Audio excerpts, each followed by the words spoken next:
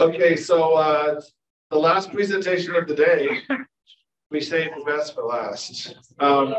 So those of you who are old school CCI folks know our next presenter, Kavi. He's actually presented virtually for us once, and then we got a chance to see him at ICAD last year, I believe, right, Kavi? Kavi's an amazing guy. He still kind of hung around there, working with us when we were looking for a presenter.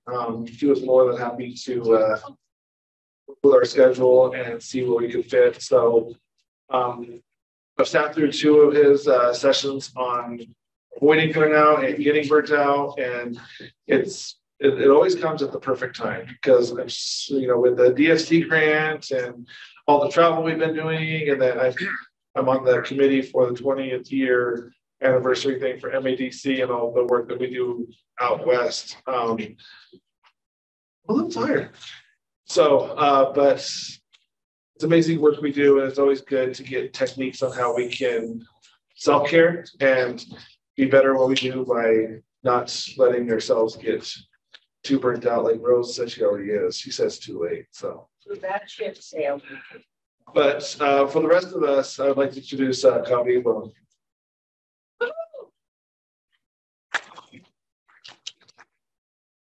Feel pretty good. I got it. It's good to see faces I recognize. It's good to see you guys. This is really fun for me. I am a full-time counselor by profession, but this is by far my favorite kind of thing to do. And I have a mug in my office, in one of my offices, that says "World's Okayest Counselor." That's all I claim to be in that setting. And so for here, my claim here is I'm the world's okayest presenter. That's all you're going to get. But I recognize it's the last session of the day. You've probably been sitting and listening and engaging quite a bit. And so I'm not just going to talk at you for an hour and 25 minutes. I'm going to ask questions. I'm going to invite you to be introspective. I'm going to invite you to maybe have some conversations with people around you. And hopefully this will be effective and meaningful for you. And so I'm excited to do this. I love doing counseling, but I really enjoy doing this kind of thing and connecting with people. It's one of my favorite things. It really energizes me. In fact, when I'm feeling kind of burned out or low on like the emotional energy, doing stuff like this, although at the end of the day of doing this can be kind of tiring, like I always leave feeling pretty rejuvenated because I really value being with people, connecting with them. So real quick, I want to share a couple of things about myself. I am mentioned a counselor by profession. I'm not a stranger to prevention work and coalitions. I was a director of a coalition in Maddison County for a couple of years. I've had the wonderful opportunity to work with a number of people here in the Community Coalitions of Idaho. I'm a past chair of the Community Coalitions of Idaho and really fondly remember think about my time working there. COVID hit and we didn't do a lot with our coalition in Madison, and the desire was there, but there wasn't a lot of energy behind it. I had a job change. Just last May at ICAD, I was talking here a minute ago with Jim and Lindsay, and we were having discussions with David and some others and talking about, hey, what can we do to get the coalition going again in Maddison County? And again, the desire's there, but shortly, I literally left ICAD last year and made a big life decision to start my own business. And that's what I did. And it's taken just about every other amount of free time that I had. I was actually thinking about this last week. I was exercising and thinking, one day, and hopefully soonish, and I don't know when that will be, David, we'll get something going. We'll get something going in Maddison County. Yes, it should be awesome. So with my business, I do telehealth counseling, and then I get to do stuff like this, training, I do supervision for other clinicians, some guest speaking and things like that. This is by far what I enjoy doing probably the most. I specialize in trauma therapy. That's probably another thing that can kind of burn me out sometimes. That's very heavy.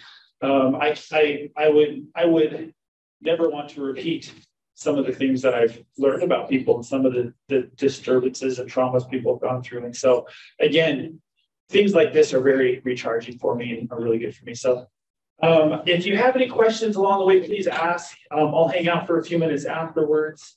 But when I exchanged communication with Lindsay a little over a month ago, back toward the end of February, and we were talking about this training, I said, well, what do you want me to train on? And she said, you can touch on burnout. Maybe she said cultural competence is always good, but kind of do what you think would be best. So we're going to focus on this topic for sure for the majority, but I am going to do a very brief few slides and a little bit on cultural competence. In fact, I'll pull this up.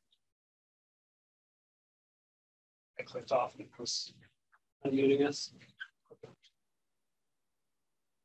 So as you can see, it says cultural competence primer of all primers. It's going to be very brief, okay?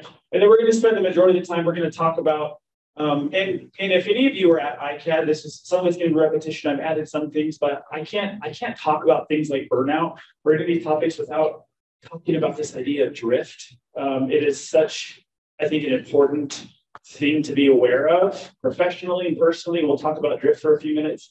We're going to talk about ways to increase our self-awareness and figuring out what both drains and fills our tank, whether that's our emotional tank, our motivation, our drive, things like that, what we're passionate about. It's a really icky feeling. It's not a fun feeling to be doing the thing you love, but find yourself not loving it anymore. That's kind of disheartening. And so, again, I hope that maybe there can be, if that at all describes you, hopefully there'll be some things today that can help you maybe rekindle some joy in what you're doing. We'll talk about burnout, identifying signs and symptoms. Again, working on the self-awareness muscle. We'll discuss how to respond and go over some practical tools for coping and prevention. So I have on the bottom here this disclaimer, and we're going to be talking about burnout today. I would really encourage you, if you take pictures of slides, that's fine, or if you write notes, that's fine. But I would really encourage you only write down the things that maybe rise above in importance to you. Don't just write down everything. And if you do write down a lot of things, as you leave, I strongly encourage you only decide on one or two things that you want to really focus on implementing. Because the last thing I would hope that you would do is leave something like this or this training and go home thinking, I got to do all these things. Now you're burned down even more, okay? So that's my disclaimer. If you're a note taker, maybe highlight one or two things to prioritize. So we're going to talk briefly about cultural competence. And when we see models like this triangle, what is often being conveyed or communicated with a model like this? You think of like Maslow's hierarchy of needs. Like what are they trying to illustrate with a model like this? Categories. Okay, categories. Some things are more important than others. Some things are more important than others. Needs. What's that? Needs. Needs.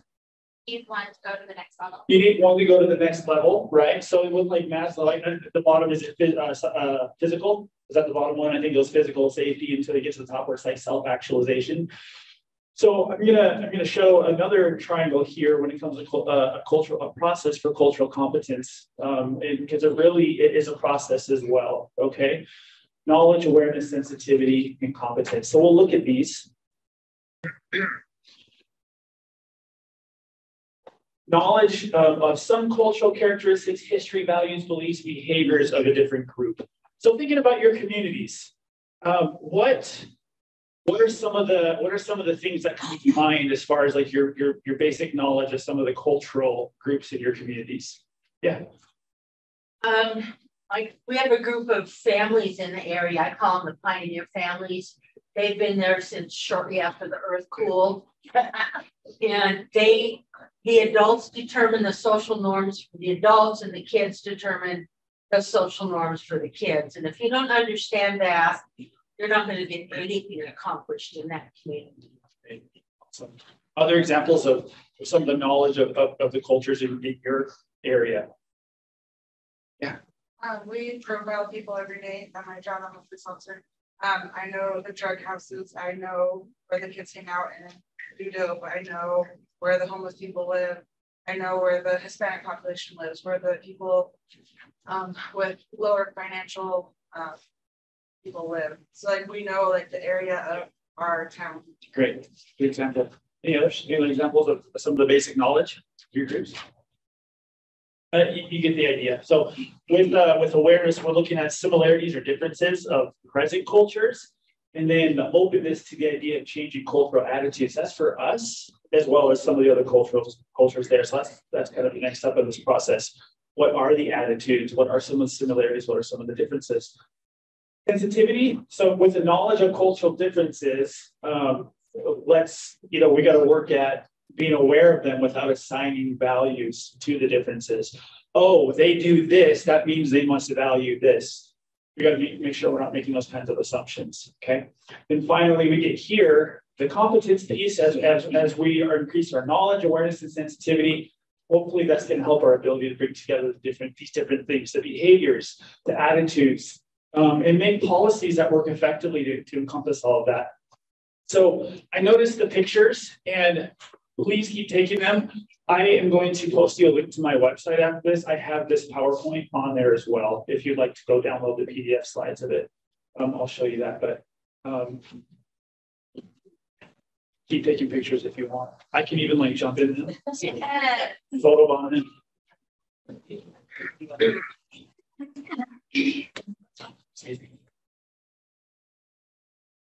So a little bit more on cultural competence. The need for cultural competence. You think about Idaho in 2023. I feel like Idaho, especially certain parts of Idaho, look a lot different than even like 5 and 10 years ago. You know, with just an influx of different people from different places. I've lived here since 2004. When my wife and I got married in 2009, and she's like, "All right, when are we gonna leave Idaho? We're gonna leave Idaho. Idaho's got nothing." That was kind of, and I'm like, I don't hate Idaho. I don't love Idaho. I'm like, all right, I'm just along for the ride, whatever. It turns out that we stayed here, and here, 14 years later. I don't know, and my wife's and I unite on this. We don't know if there's a place we'd rather live in Southeast Idaho. Idaho's a pretty great place to live right about now. I've convinced one of my sisters to move here with her family, working on the others. It's a pretty nice place. And so it is a bit more diverse, though, here in 2023 than it used to be. A lot of people moving in, which impacts the community. And I think the common thing you hear people talk about is go back to this place. Idaho's not open. You hear people talking about that. But what's that? All the time you hear that. But people are moving in. Different cultures are being brought in. It's important to try to capture that because the demographics are rapidly changing. There is widespread reach of substance use. It affects all segments of society. Financial, different people in financial, regardless of income, gender, all those kinds of things. It really is impacting all these different groups.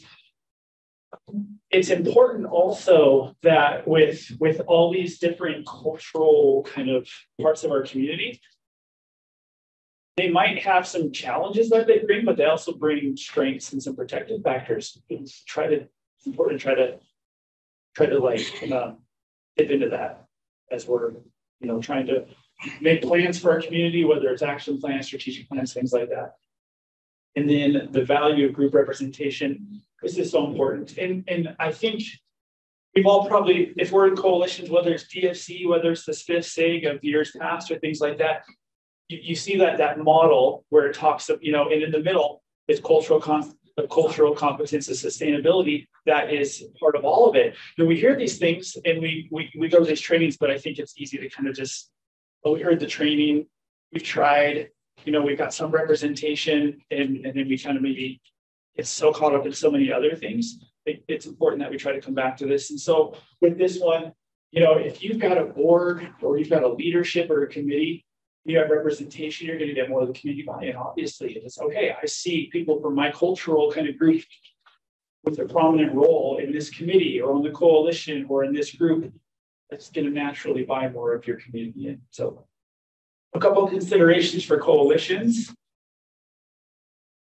Write it down, and this right here is just a kind of an idea if we're trying to include diverse populations as part of our vision or mission statement. maybe we want to include it in our logic model, our strategic plans, or action plans. Again, that cultural competence is permeates all aspects. This is super important, committee from the top. If our governance and executive boards are all in on trying to foster and enhance cultural competence, it's gonna have a ripple effect. This one's really important. It says don't delegate just to one individual or committee, utilize the entire coalition. You might have a cultural competency committee. Does CCI have one? You at times past has had one. But it's important to, just because there's maybe a committee for cultural competence, we can work outside that sometimes. We can include, others in that as well. So don't just put people in one place and forget about them. Include the entire coalition. Expand outreach efforts. This is I remember back in the early days, the CADCA days and things like that, getting trained instead of say having your 30-second elevator speech ready to kind of talk about your coalition or things like that. Is this like trauma for some? I just need training on elevators. Did you? Yeah. Okay, there you go. I just remember that, and I really like people, but I'm not always the best with like complete strangers. And so, but being willing to take opportunities to connect with people is important. Use inclusive language. Again, this one isn't just from like the top down, but there may be people in your coalition who maybe don't have the time to be executive board or governance board, but they're still kind of a leader just by how they conduct themselves or personality, how involved they are. Utilize those people to help encourage these cultural competence efforts and commitment to this concept. Promote training and development. I wanted to ask, what are some thoughts you have on ways to promote or to do like cultural competency kind of stuff? You kind of have it ongoing. But we can certainly do. You could have like at a conference like this, an hour or two on cultural competence. But what are some ways to maybe have it get it going more regularly? What are your thoughts? Yeah, one of the efforts that we've started to try to do at CCI is make sure all of our stuff is also given out in Spanish. Nice. Other thoughts on how to kind of keep this going, training regularly? Yeah. I like to try to figure out how to bring the good old boy system that's going on in some of the smaller towns. But it's got to be a way. Yeah.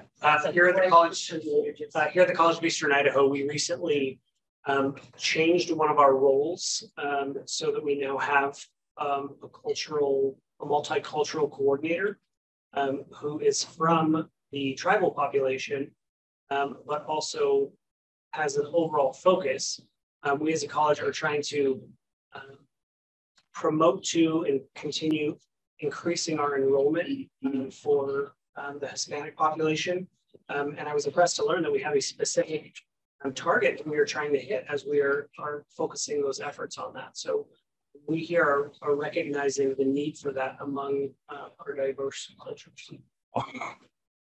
Like it, and hopefully that person isn't the only one who gets assigned those things, but I'm sure a lot comes from them, but again, that we're trying to be inclusive of more with your group. Any other thoughts on how to maybe get more training more frequently, ways to do that? Yeah. She just reminded me of something.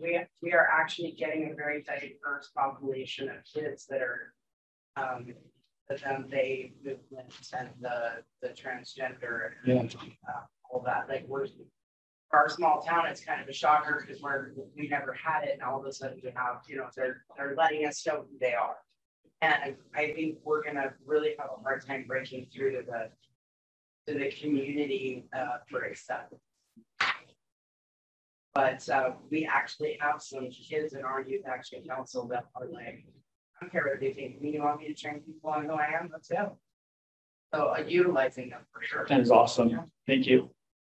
Did you have comments? Well, I was just going to say that cultural competency, cultural humility, those are getting to be really, really popular terms, keywords in our community. So I'm on the board for Community Health Workers of Idaho, and we're doing a lot of that training and bringing it into our clinics and into our communities because demographics everywhere are changing, even in small towns like ours. Well, in Tucson, but over or Fino. So I think we're seeing it. I think we just need to embrace it. get passed on. Yeah, for sure.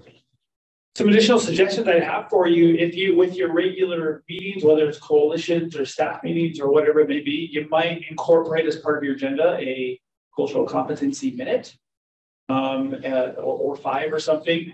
And I would really encourage you to pass that around, make assignments on that and give everybody, staff, volunteers, coalition members, or things like that, an opportunity to do a little bit of preparation and teaching, maybe a competency minute. Someone joined. Another one, disseminating information from articles, maybe at quarterly meetings, you might have more time dedicated, a little bit longer time period. Having specific guest speakers of the different groups, I think those could all be ways to maybe enhance your cultural competency efforts. And I think, is there one other? We kind of talked about this. So that is your primer of all primers on cultural competency. So we're going to shift gears here, okay? All right. So we're back here. So I'm gonna pull an image up here, and when this pops up, I'd like you to just kind of tell me your initial thoughts or feel like, what is it? What feelings is it evoking for you? What thoughts are coming to you when you see this image? Look, my phone is doing. That's why.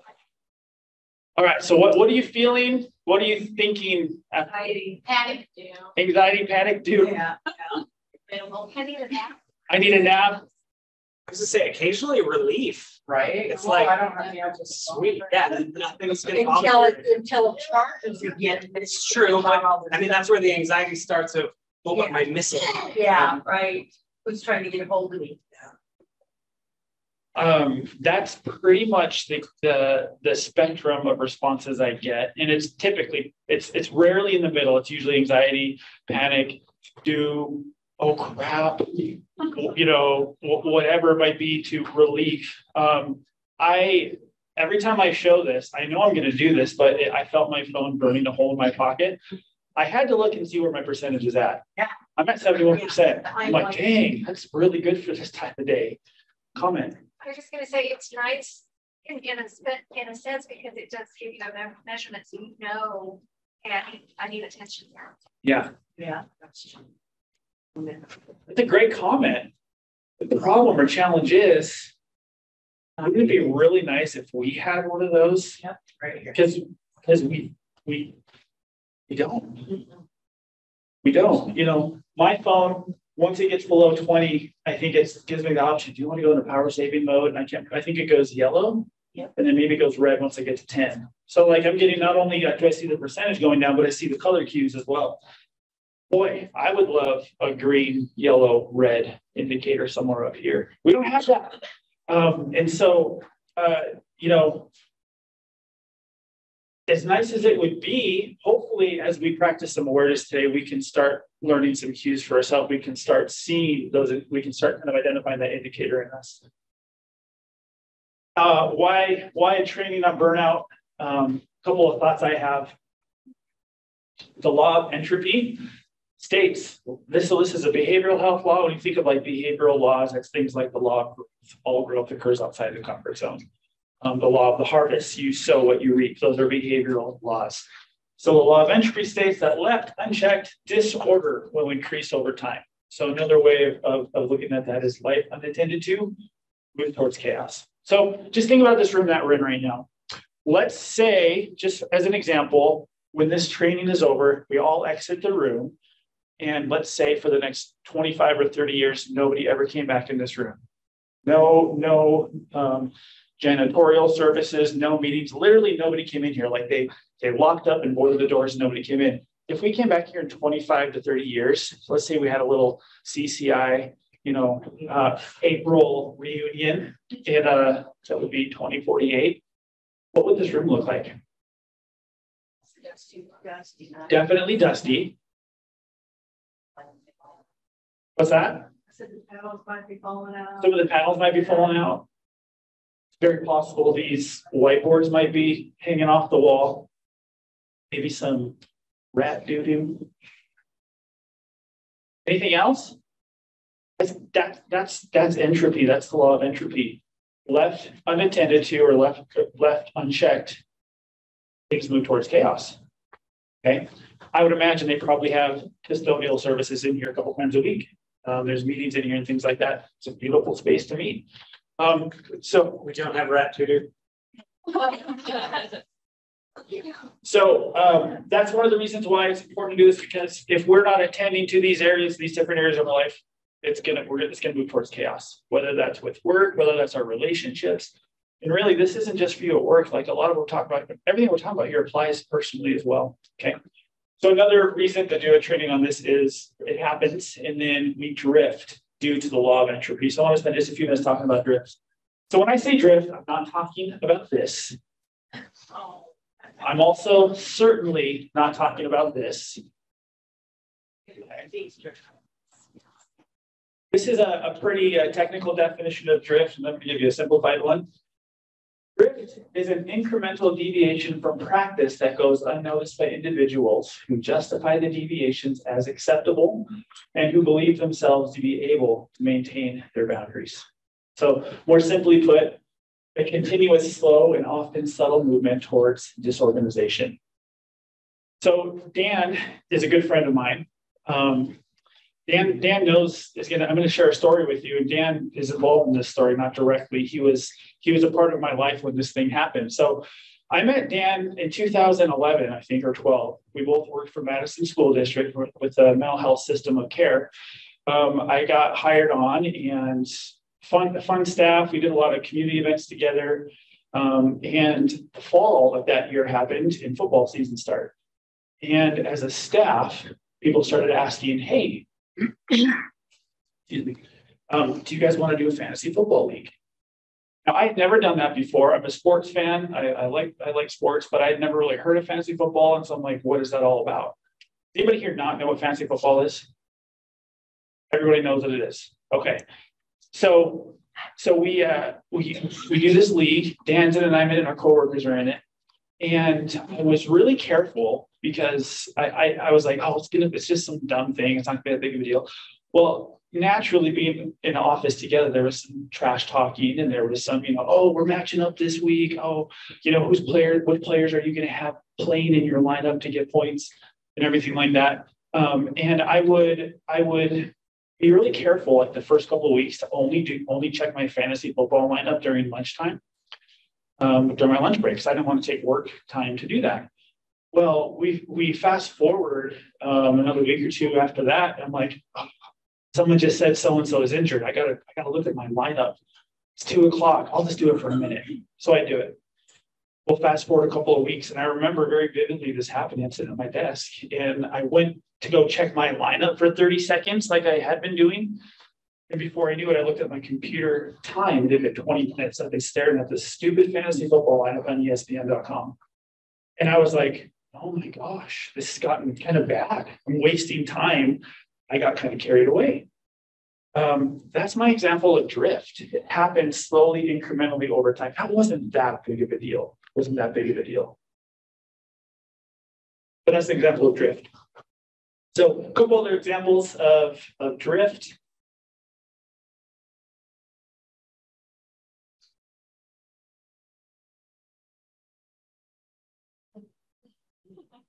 So I put these images up here and I say, this is a perfect example of drift. These things happen slowly and over time, except there's one image that's probably not true of, which is the top right. I've got 4 young kids. That can happen in like 3.2 minutes. So these other examples are other examples of drift. The garden, it's not, well, maybe with some weeds, it's overnight, but that's not going to happen overnight. That's going to happen over time. The ethics one, it makes me I think of a story I heard in graduate school. I had an ethics professor who told me, he's like, if there's 2 things that I want you to remember for this ethics class is these. 1, document. Make sure you write down everything. 2, don't sleep with your clients. You can remember nothing but those 2 things, you're going to do great. Now, he was joking to some extent, but we all kind of laughed at that. But the sad thing is that happens. That actually happens. Fortunately, not often, but it does happen. And you think about it, that doesn't happen on a whim. That happens because of drift. That's the counselor who maybe runs into their their client at the grocery store and says, hi, how's it going? And then goes on their way. And maybe they run into him again. Oh, you had a thing going on this weekend. How did it go? How was your son's ball game or your daughter's dance competition? Then maybe they run into each other again. You're looking really down today. Is everything okay? Maybe they sit down on the bench and talk. Maybe it turns into, hey, here's my number. You can reach out to me if there's ever a problem outside of our session time. This is drift. Okay. So we would laugh at that idea, don't sleep with your clients, but it happens because of drift. This happens with drift. That's a beard, not a face mask. I had to do a double take when I found this picture. So again, we don't have the benefit of this kind of a notification for us. And it makes it all too possible that we get here.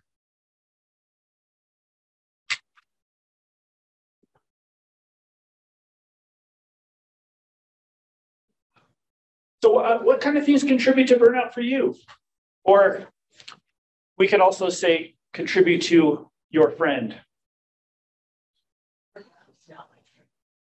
What kind of things contribute to burnout for you or your friend? Too many tasks, yeah. Just putting too much on your plate. Yeah. Going automatically. Yeah. What else? Please. That time management. For time management. Yeah. What else? The same thing over and over and over again. Even if it's something that you've liked or liked in the past. Yeah, for sure. Right there. No self-care. No self-care. Yeah. I think most everything in this room is kind of a service-oriented person. Always thinking about the other person, the other organization. What can you do? How can you give? How can you give? Without realizing you need to take some time for yourself as well. Absolutely. There's a comment on the chat that says not taking time for yourself. And then I'll also add, somebody said just being spread too thin between our work responsibilities, family, church, personal hobbies, just too much on our plate.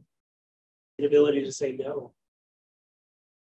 I know a thing for me that for a lot of years and sometimes still does really. I can tell when I'm getting more burned out when my sleep is getting really poor. When I've gotten kind of lazy with some of the things that are good for my overall, physical, mental well-being. And it's funny because I know that, but I forget it all too often. I'll be like, oh, I've just been sluggish all week. What's going on? It's like, oh yeah, my sleep and then this and this.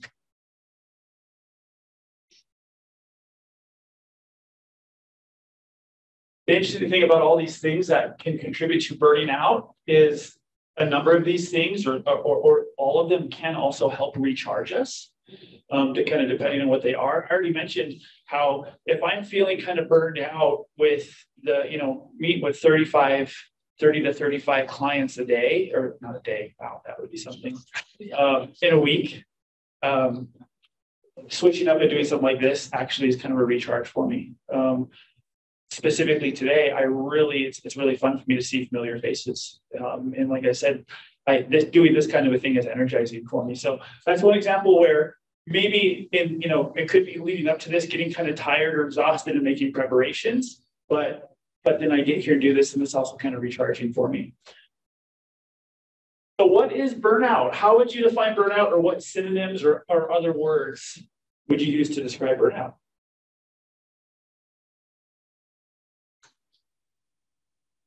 When I'm burned out, I get real snarky. I mean, like, I only work 4 days a week, 5 hours a day, but by Thursday afternoon, quite often I hate everybody. And I mean, I'll tell my boss, I can't people anymore, I'm going to go home. When I start getting a negative attitude about the very people that I care about and work with, then I know I'm burned out and I need to take some time. Yeah. What about others? What words are synonymous with burnout for you, or how would you define it? Yes. Burnout for me looks like Depression. because I'm very bubbly. So if I get real quiet and tired, that's it. Yeah. Apathy. What else? Exhaustion. I've heard people describe it as my give a damn is broken. That's me. In the chat, Marianne said too tired or exhausted to enjoy hobbies. Yeah. Yes. Overwhelmed is a good word.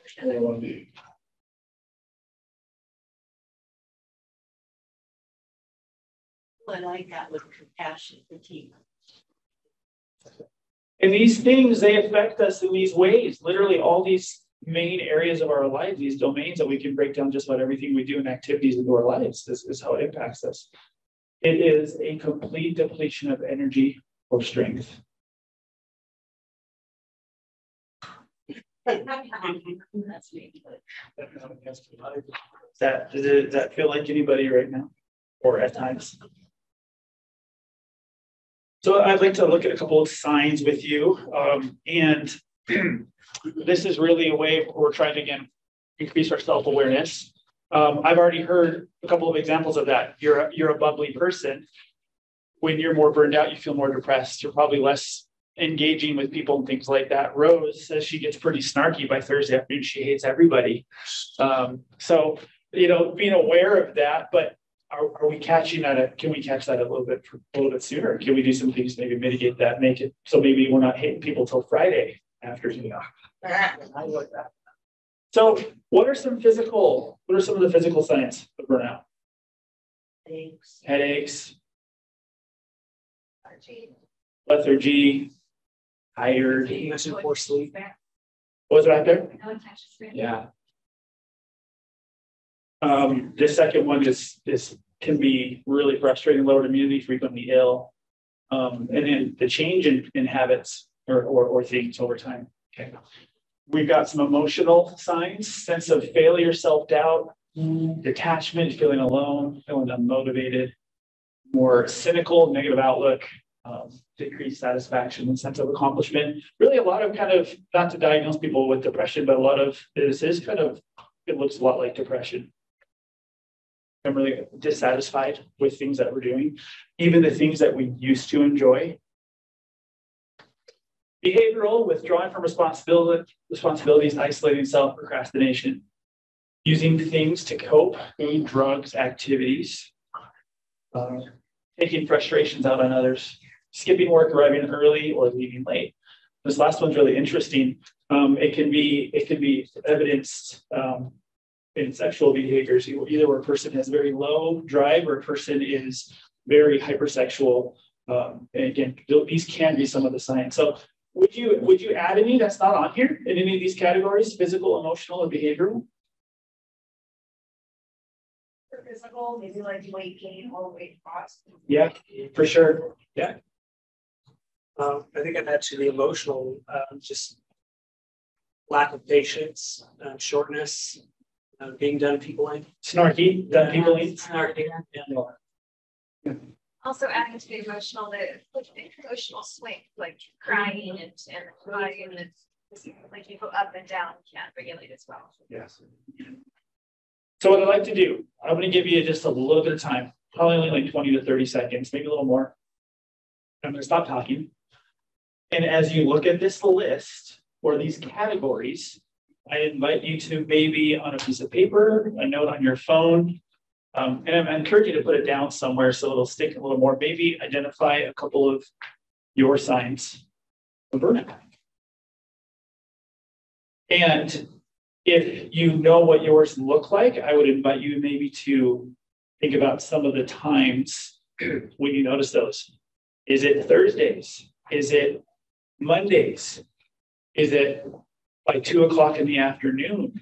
Is it after a meeting? Is it after a project? Is it when you walk through the door and greet your family?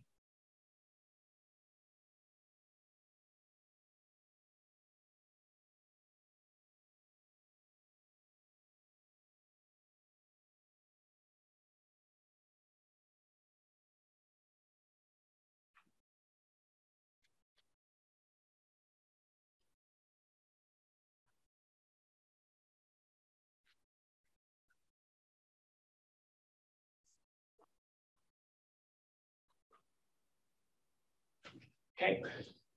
And this is introspective. Please don't.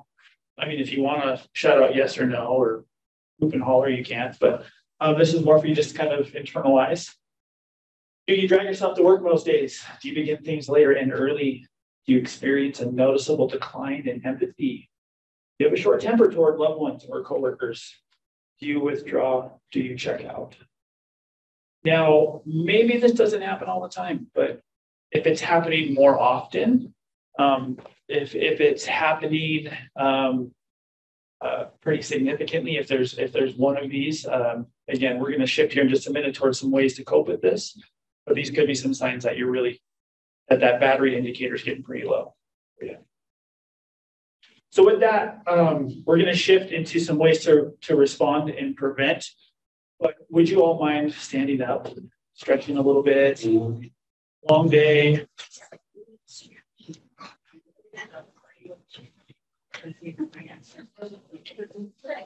There's still some snacks and drinks over there. Get some blood flowing.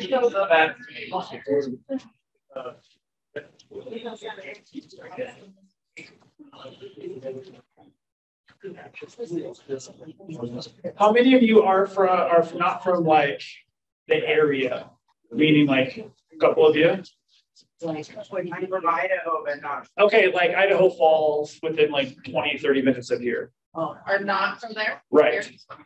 And where are you guys going to dinner tonight? Where'd you go last night? My group. Your room? What place are you going to try out?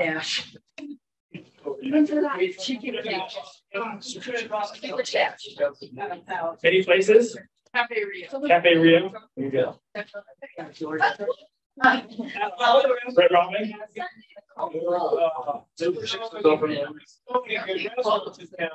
If any of you want to come and tour our teen center, you're welcome to come by tonight.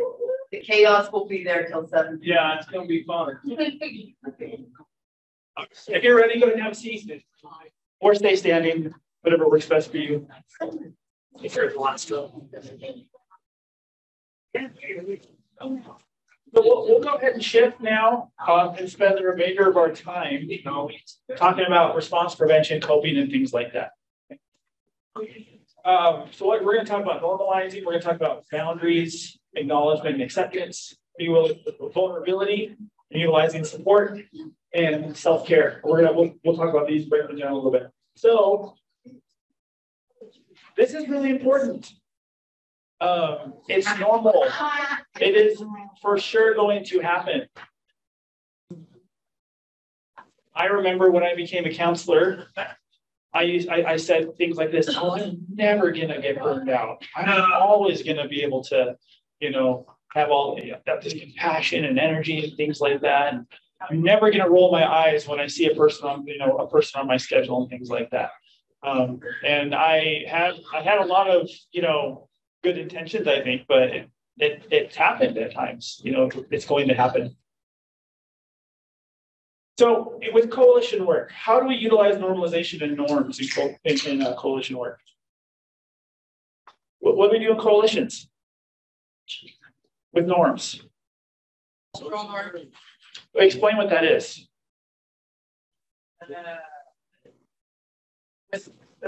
I'm in the back. You take stats and you focus on the positive side of it.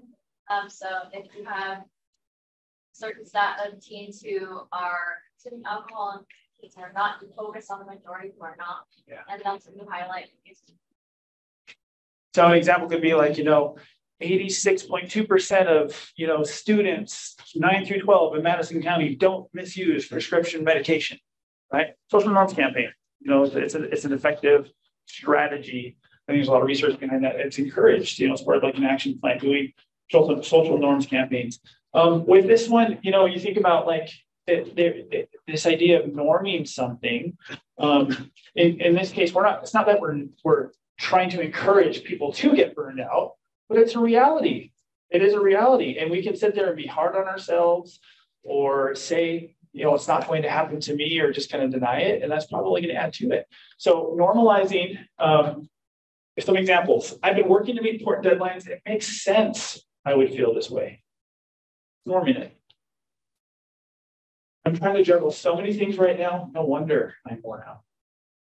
I'm not enjoying my job the way I used to, so of course I'm going to be feeling more burned out. I've been going and going without much of a break, and I don't get much recognition. No wonder I've been feeling more checked out. This isn't going to refill your tank. But we're going to talk about this strategy and it was like kind of the acceptance piece. And being vulnerable. It's really important that we're practicing some of that self-kindness. Like, yeah, things are hard. It's okay to get burned out. Doesn't mean we want it, but it's okay that it happens. Comments on this idea of normalization of burnout. What might one of your normalization statements sound like? Sometimes I just have to give myself permission to feel, I'm just tired, but the job is wearing me down. And it's okay for me to feel that way right now, get through this. I'm an old war horse. I've been working forever. Yeah. Get through this. Good. What does your normalizing burnout maybe sound like for you? The hardest part for me, Kavi, is asking for help. And identifying that I'm this tired and telling somebody that I need help with something that I have to load a little bit because I feel like I do it myself. Yeah, we're going to talk a little bit more about that in a minute as well. That's very challenging. Yeah, Marco. I'm just talking about the spillover effect where things in their personal lives enter into their work life because you can't control. There's so much external stuff going on with a child or grandma. There's just endless things that happen in your normal life and your work, and they collide together. And it's hard for people to push those two aside sometimes. But burnout at work happens related to your home too. Absolutely, yeah. I was just thinking this kind of feels like being universal, like identifying with the woes of everyone else. Like I used to work with homeschool moms, and I was a homeschool mom. It's like all homeschool moms feel overwhelmed, all homeschool moms get burned out. It's kind of like you're identifying with that camaraderie of misery. That seems like a normalization. Yeah, absolutely. There's a comment in the chat that says, I wouldn't expect my car to run without gas. Why do I expect me to keep going without refilling my tank? Great comment. Was there another hand? I normalize things by saying it'll stop when I don't have all the chaos at home, or this event's over, I'll be fine. Yeah. Excuses, I guess. Okay. I feel like this field is full of very empathetic people. And so we tend to show empathy to everyone around us for their service. Yeah. Yeah. We're really quick. I was meeting with a young person this morning, counseling, and this person said, oh, I am so quick to be forgiving of others who made mistakes. I can't myself. It's so hard. A couple months ago, I was doing some telehealth counseling with a 10-year-old girl. And at the very end, I asked to visit with her mom for a few minutes, just kind of do a check-in on what she was noticing. The mom came on. And the mom said, Kavi, I'm really struggling. My daughter's behaviors are really difficult. And I find myself getting frustrated so quickly. And it's like everything I can do not to like scream and yell and things like that. I don't want to be that parent. It's so hard.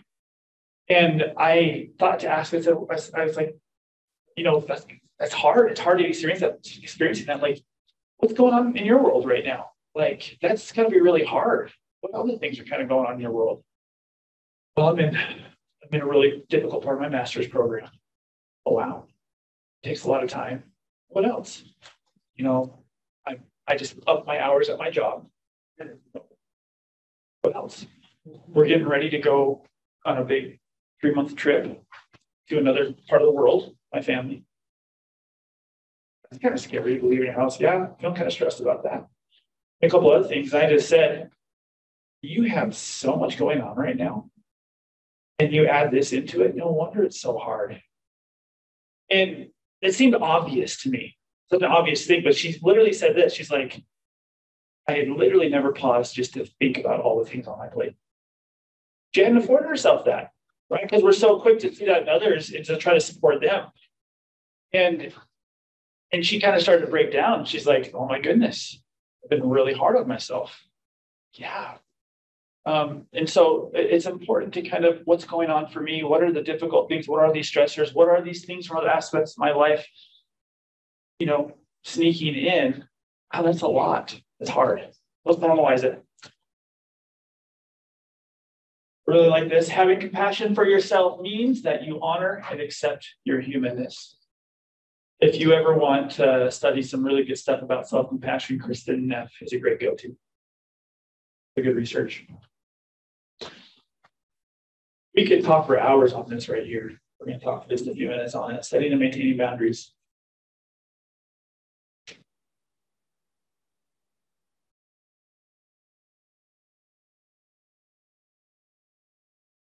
Do any of you find yourself in any one of these? Do you find yourself taking, I see some head nods. Anybody care to share which one? Yeah, in the back. So I'm a remote visual communication specialist, which means I do a lot of freelance work and working with my nonprofit. Yeah. And I get a lot of requests for projects of all different sizes. And sometimes they're really easy, like a couple advertisements or something, and it takes me a couple hours. But the more I say yes to these requests, the more my list piles. And then it's just the visualization of how much I have to do around this and how easy and hard it is. It's really difficult for me to back up and not take on more tasks once another one's finished. Anybody else? Do you kind of see yourself in one of these? Any Michael Scotts out there? Yeah. Never would have guessed, Dave. Walls keep everybody out. Boundaries teach people where the door is. Okay, so when I talk about boundaries, I like using this as a visual. So this is your standard archery target. What are the characteristics, or what do you know about a target like this as far as like points and things like that go? Like what area of the target is the most valuable? The middle, right? Where's the most points? What's the characteristic of the middle as compared to everything else? Small. So when we think about our relationships and people in our lives, coworkers, family, and things like that, a lot of times people who get burned out put everybody like right here, these areas. And this is, I think this is a really important thing to a way to view relationships. I say this to people: relationships are a privilege; they're not a right. But too often we treat people like it's a right, and so we kind of put them in those middle circles. That can be overwhelming. That can be draining. That can take away from us.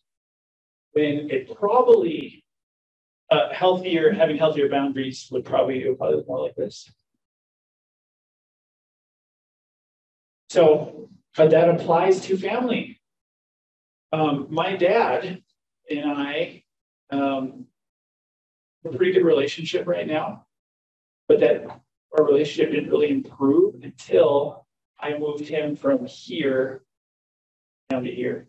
Now, I didn't tell him that. I didn't say, Dad, just so you know, you're in the blue circle now. Some people you can't have that conversation with. It'd be a really vulnerable conversation to have. But my dad, I knew he wouldn't get it. So putting my dad in the blue circle, what that looks like is I'm not going to talk to him about certain things. I'm not going to go to him for certain things. We're not going to talk about politics. We're not going to talk about religion. We're not going to talk about the materials that I use to build my house. You know, the kind of toilet, the size of the toilet, things like that. I don't talk to him a lot about what I do. One time I told my dad's he's a holistic health doctor, but he's like extreme. And one time I told him that I was specializing in trauma therapy. And this is what he said. He's like, oh, just have people eat foods with omega-300s. That'll take care of all their trauma. You don't need to do it. Just tell them that and that'll take care of everything. And he was also the person who back in 2013 said, your job's going to be obsolete in 5 years. You can go be a doctor. He didn't know COVID was coming. So I moved my dad down here, and our relationship has been a lot better. It's maybe not as deep as I would have liked it to be for my dad, like having a parent relationship. But the relationship is a privilege, not a right. So I'm not just going to put him there just because he's my dad. And I don't feel bad to admit that, because it actually has helped our relationship. And I feel better and feel healthier because of it. So with boundaries, what's helped you set boundaries with work? Now I'm talking about relationships here, but we talk about saying yes to things, taking on responsibilities or projects or things like that. What's helped you be able to set boundaries? What kind of boundaries do you set? Yeah.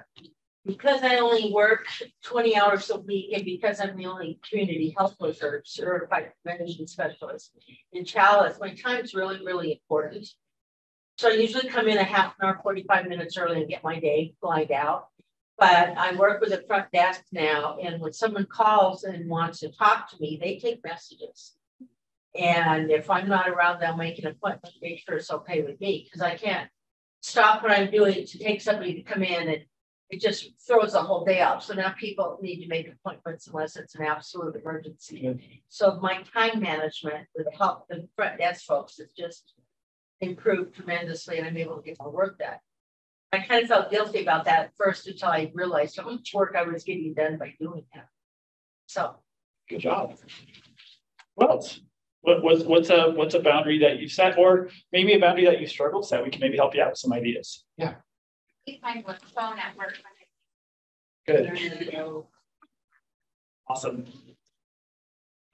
One that I've been trying to use on and off for years is just the calendaring system. I'm using my digital calendar and scheduling time between appointments to complete the paperwork, or to breathe, or to eat lunch at 2:45 because I was booked solid before that. And I've had varying degrees of success, but trying to find time, or when it's the longer term projects that, oh yeah, I'll get to that and make finish these other 800 things I'm working on.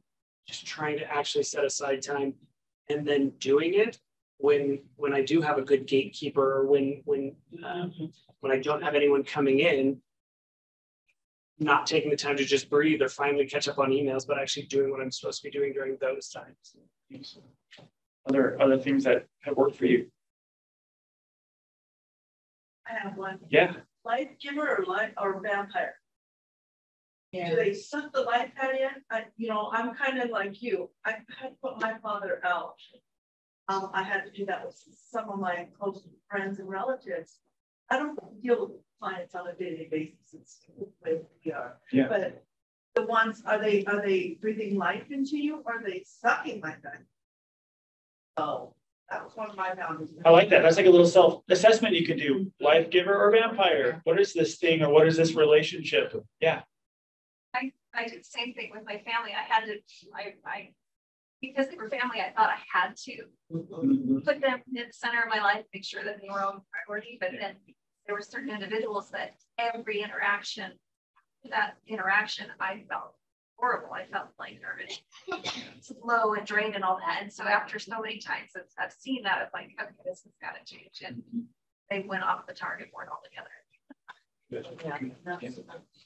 Marianne said in the chat, if I've made an appointment for myself to do something that I enjoy, I do not allow other people to talk me into moving it in order to give my time to them for their needs. Way to go, Marianne. Nice. Other things that have worked for you.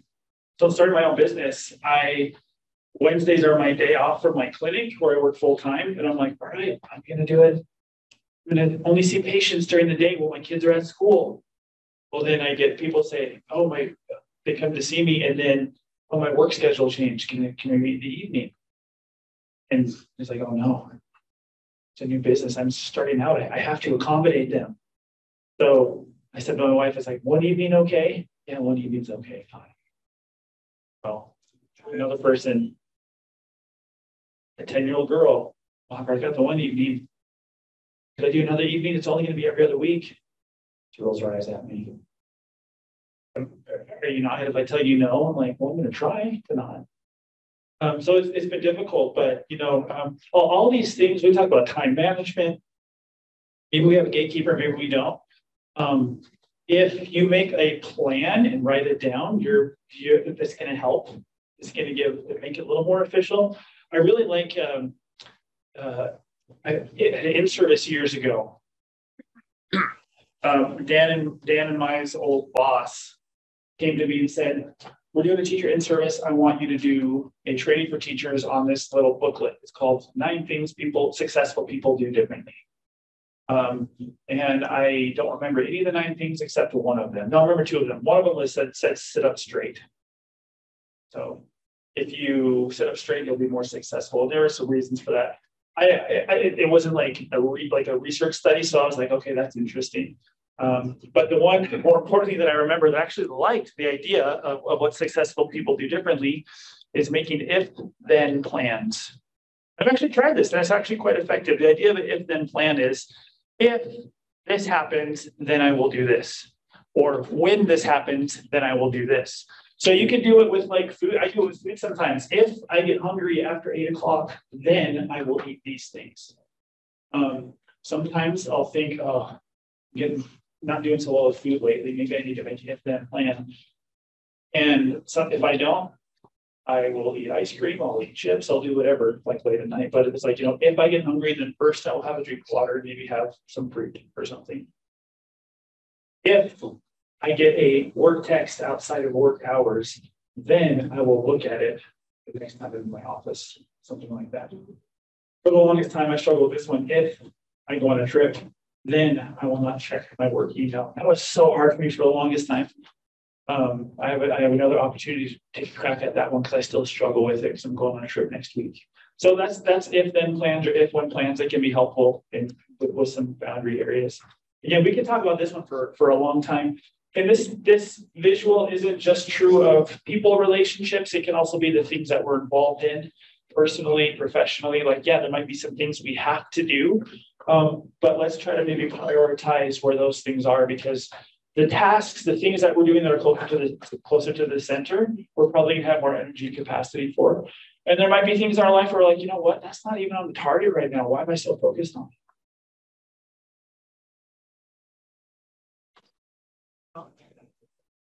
God, grant me the serenity to accept the things I cannot change, the courage to change the things I can, and the wisdom to know the difference.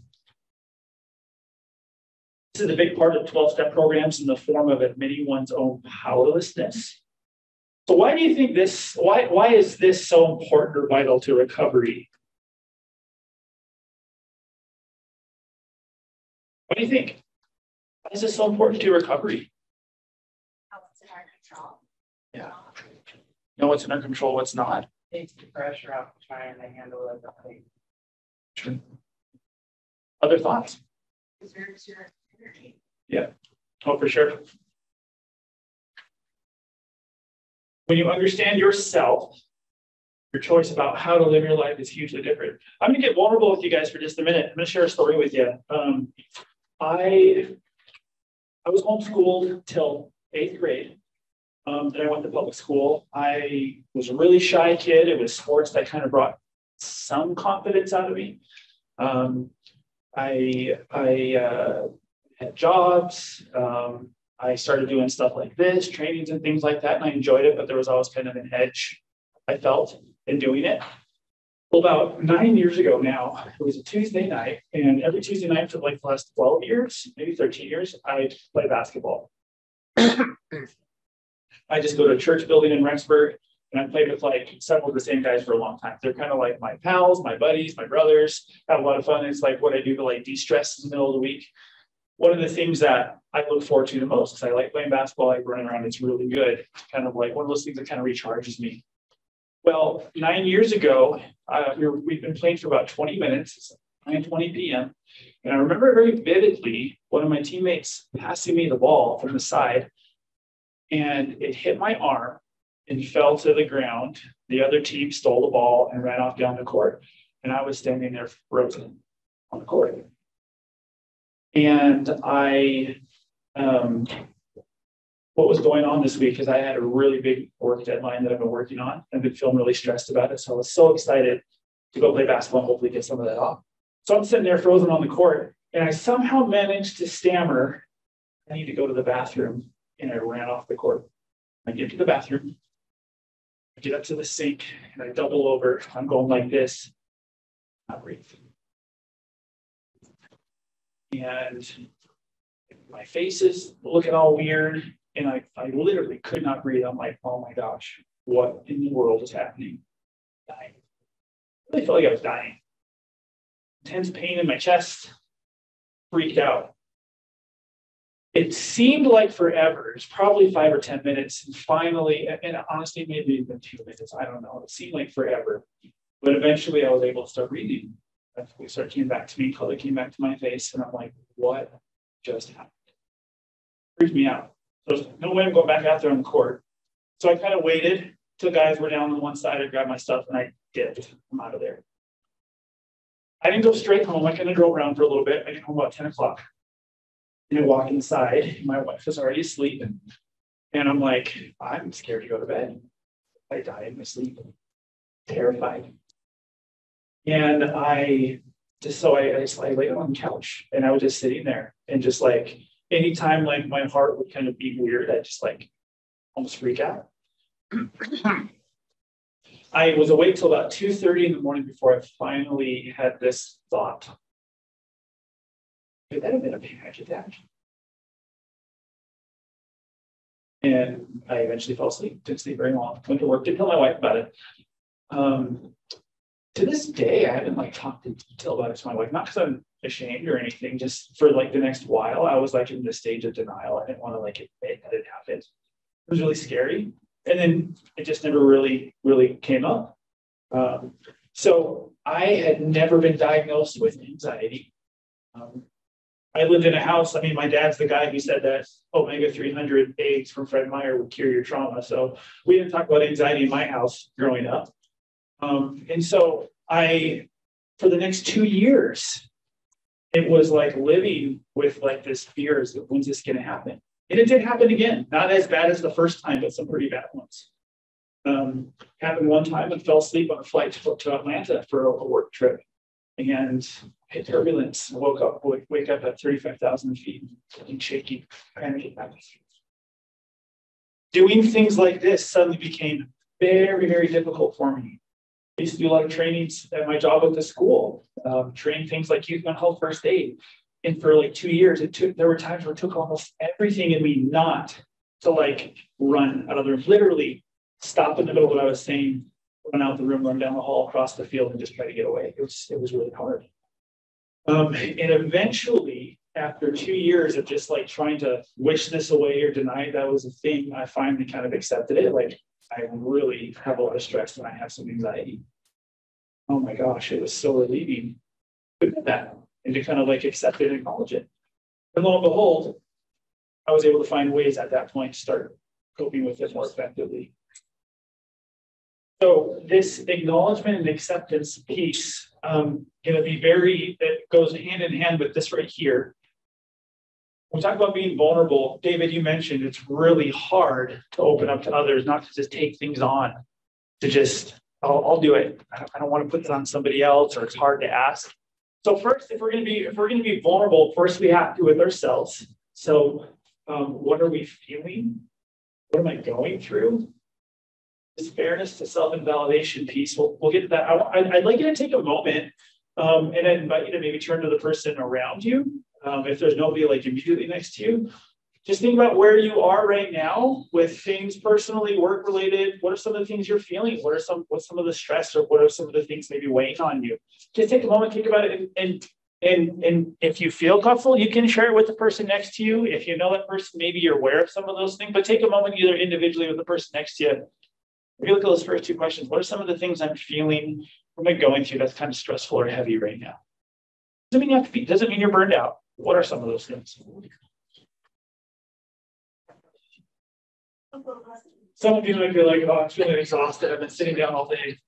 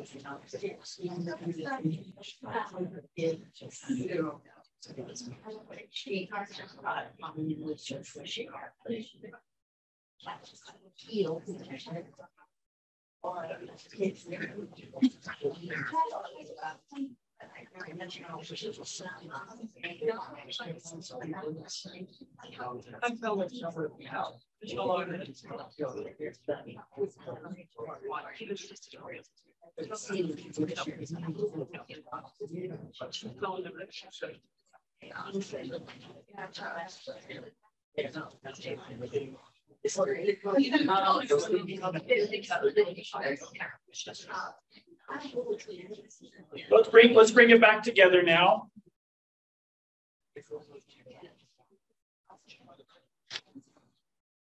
Anybody mind sharing? Anybody willing to be vulnerable with this group that you're feeling or going through presently? You don't have to. I've been working in therapy on also because I don't have so much empathy for people that when they tell me the slightest little problem, I literally will go behind their back and go fix it. And I'm learning to say it's okay for them to handle their own crap. And I tune out my OCD, I tune out my gotta fix everything. Yeah. And I am going back to school to therapist and nice. So awesome. I have a plan and I'm not deviating. Thank you for sharing and good for you. That is awesome. It's hard sometimes though, isn't it? Yeah. But there's some other hands back there. Do you have one? I decided to completely change my career when I was 30, and that was really hard. Scary too, I bet. Yeah, like being the new guy is hard anywhere you go. And I went from completely one thing to the completely other thing, and it's just been like overwhelming at times and hard, but like, you know, my right path, my right choice. And it's just been just every day there's like new stuff that you got to deal with. Yeah. So you're feeling overwhelmed. Yeah. The right choice for you, but it's still overwhelming at times. Yeah. You're brand new to a brand new profession that you don't know anything about, and everything else you just think you're pro. So. Yeah. Thank you for sharing. Others. In the chat, Jerry had shared earlier that she's going through some treatment, and she said chemo makes you very vulnerable. To which Marianne said, "Yes, it can, Jerry. It's especially important to make time to do things you enjoy during vulnerable times." Mm-hmm. Yeah. Great comment. Thank you. Yeah. Well, I decided to end a relationship because of somebody's his choices and move me and my kids to a different house. That's been like all over the place. I'm sure hard, but also relieving, but also all sorts of things in there, I would imagine. Yeah. Oh, it's difficult. Thank you for sharing. I have a room in my house that is my laundry room / craft room. The big sign that I am burnout and regrets, one or the other, is my house gets messy and I stop crafting. And it got to the point where you couldn't even walk into this room because I just was doing like laundry that had to be done and I wasn't creating at all, which is a huge part of my hobbies and what I enjoy doing. And just recognizing that and cleaning that area up and it's running up. Good. Awareness. Way to make some adjustments. Yeah. You know, we start talking about this, and this almost turns into like group therapy a little bit. But I don't. It feels good to have others acknowledge and validate and let you know what you're going through is okay. It's really important that we practice the skill of self-validation because there isn't always someone right there. Maybe we don't have the confidence or it's hard to do it with someone. We sometimes maybe the person that we used to do it with, we had to move them to a different circle because of things happen. It's like, well, shoot, that was my validation person. How do you self-validate? I just want to go about that. by all means, I think it's great to have people who can, but if they're not there or things change, how could you self-validate?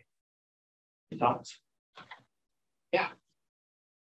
I don't know if it's a real good answer, but because I don't have any friends or people near me that I bounce things off of, like deep conversations. Yeah.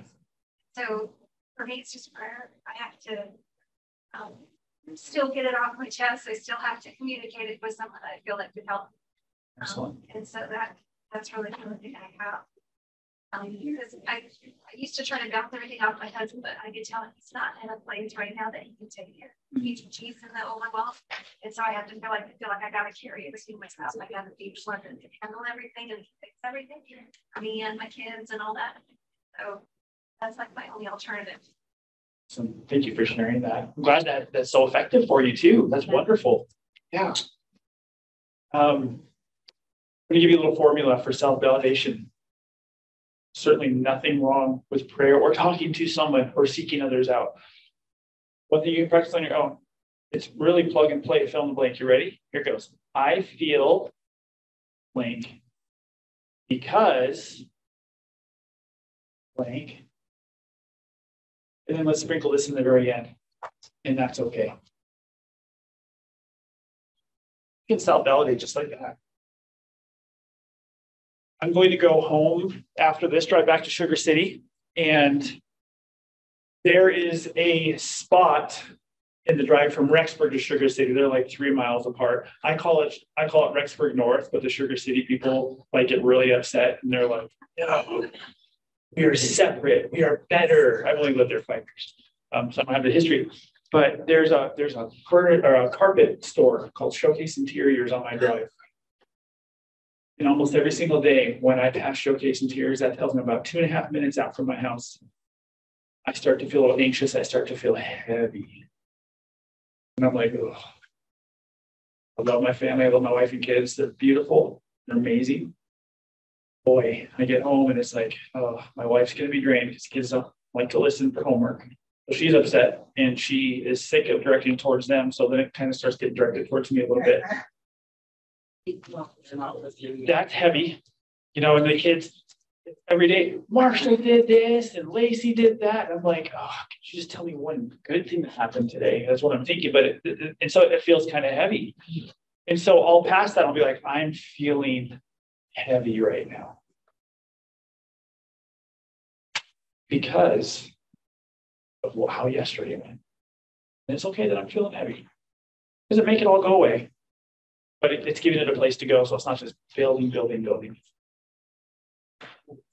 With others who can support me, with whom have I built trust, who's gone through this before. If we've done that first part, what am I feeling, what am I going through?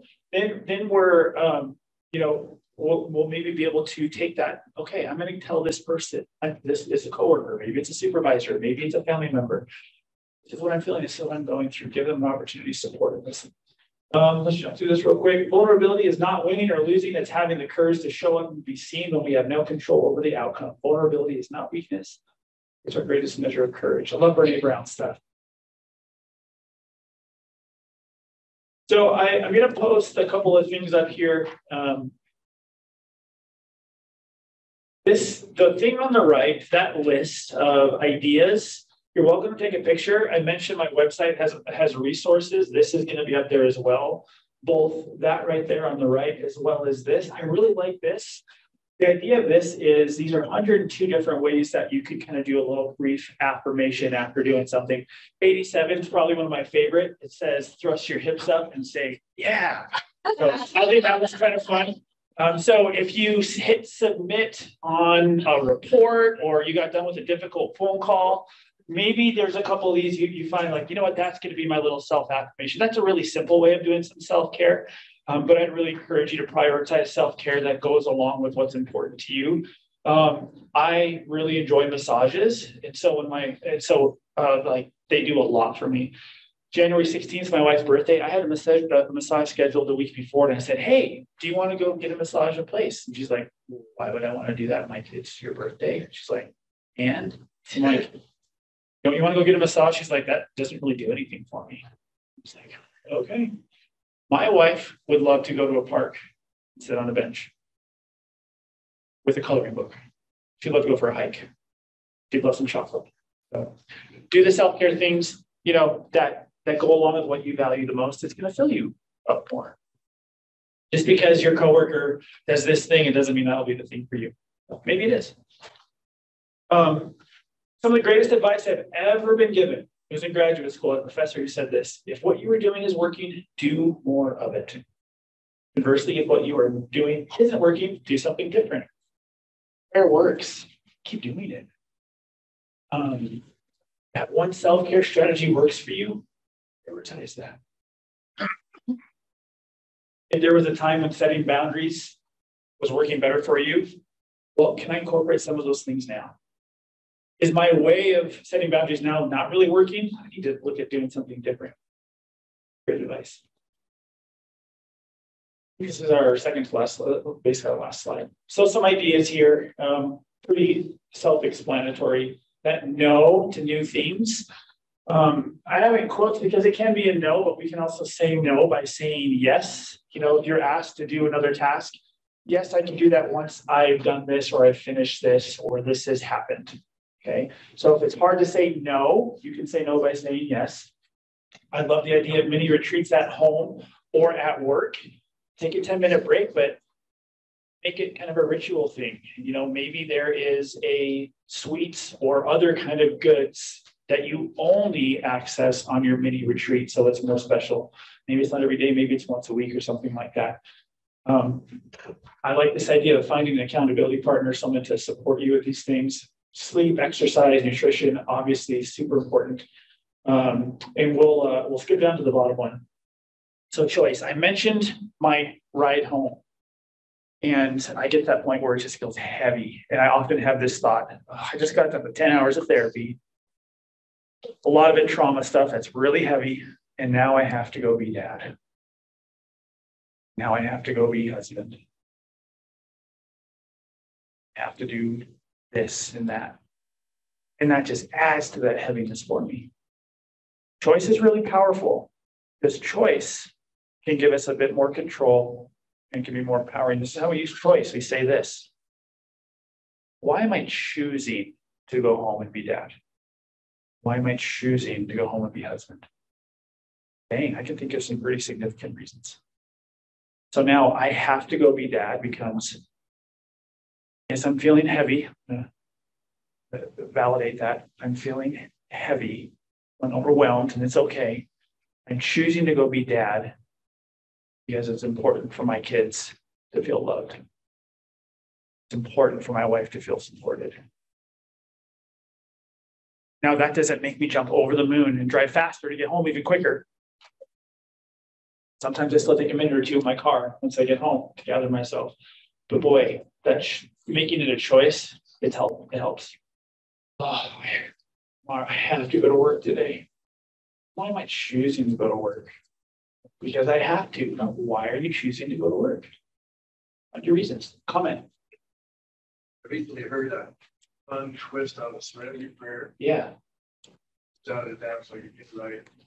Grant me the serenity to not try to change those people. Courage to change the person I can. And wisdom to know it's me. Thank you for sharing that. Yeah. Another comment in the chat. Choose how you talk to yourself too. I choose to remember to avoid saying I have to. Instead, I say out loud, I get to. What? Thank you. Very empowering. It shifts control back to us. I'm gonna skip ahead. So that website right there, wholebalancewc.com. If you go there, there is a tab on the top called Resources. And probably for the next week, I'll have it up there before I take it down. It's got the slides here, just like a PDF of the slides. And then it has the another PDF with the self-care ideas and the mini habit ideas. So it was very nice to be with you. Thank you for the invitation, CCI and Lindsay and David. I hope you have a nice evening and a good conference tomorrow. And I hope that you can, if there's anything I would ask you to try to really do, just be a little bit kinder to yourself. Remember, you're so good at being kind and empathetic and giving and compassionate to everybody else around you. Okay to be a little bit selfish and be a little kinder to yourself. I hope you can do that. Hopefully there'll be some ways in what we talked about today that'll help you with that. So thanks for your attention and have a great evening. Thanks.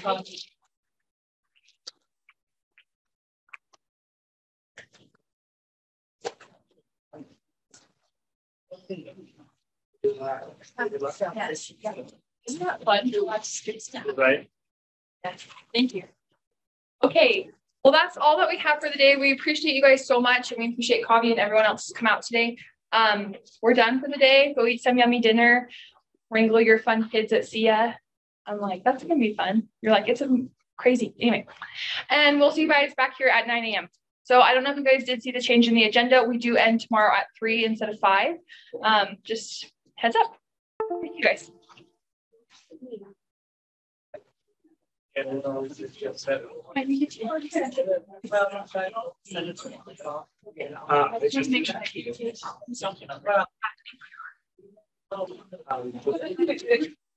Yep.